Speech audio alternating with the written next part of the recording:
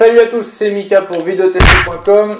J'ai testé pour vous le Massacra épisode 3 de Olympe Sport Nutrition. Donc pour ce booster, la marque nous promet un accroissement de la production d'oxyde nitrique, une meilleure concentration et puissance pendant l'entraînement et plus d'énergie.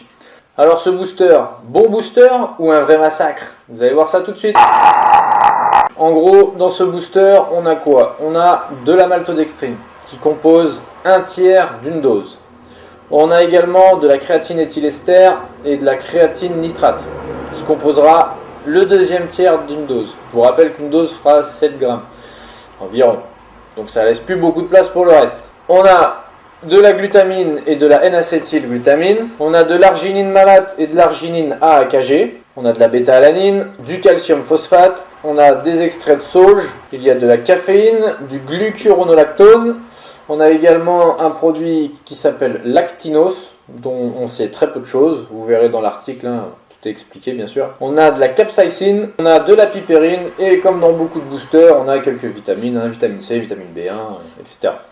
Donc, on remarque d'après la composition que ce booster sera plutôt orienté pour la congestion, mais également aussi pour l'endurance. Donc mon avis perso sur ce booster, hormis la caféine qui est plutôt bien dosée, le reste est plutôt sous-dosé et inégal.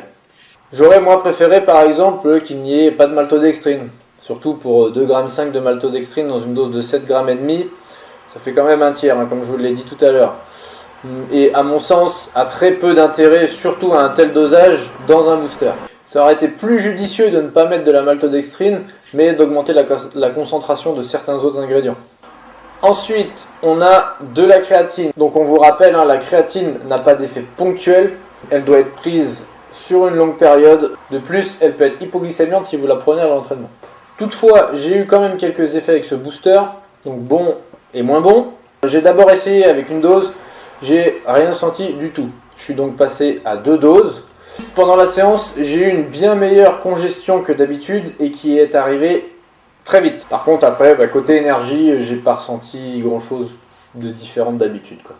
Ensuite, lors de certaines séances, ça m'est arrivé d'avoir un coup de mou en plein milieu de l'entraînement. Donc ça, c'est pas top. Donc je signale tout de même que je suis habitué à ce genre de booster.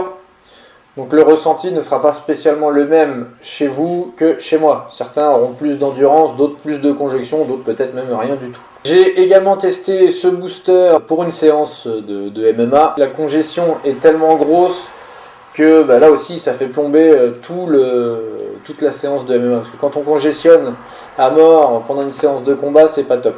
Et c'est très très gênant. Donc mon conseil d'utilisation, utilisez ce booster 2 ou 3 fois par semaine. Évitez de l'utiliser tous les jours, sinon votre corps va finir par s'habituer. Pour ceux qui font des sports de combat, comme je l'ai dit tout à l'heure, je l'ai essayé pendant une séance de MMA et je déconseillerais plutôt ce produit à cause de la congestion qu'il m'a procuré. Mais une fois encore, hein, tout le monde ne réagit pas pareil. Donc les promesses sont-elles tenues?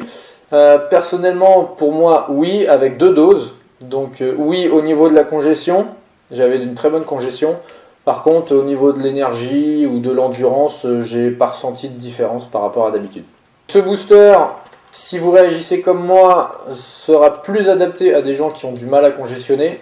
Je vous rappelle les points forts et les points faibles de ce booster. Donc en point fort, la miscibilité et les normes de Olympe qui sont les normes ISO, HACCP, GMP, etc.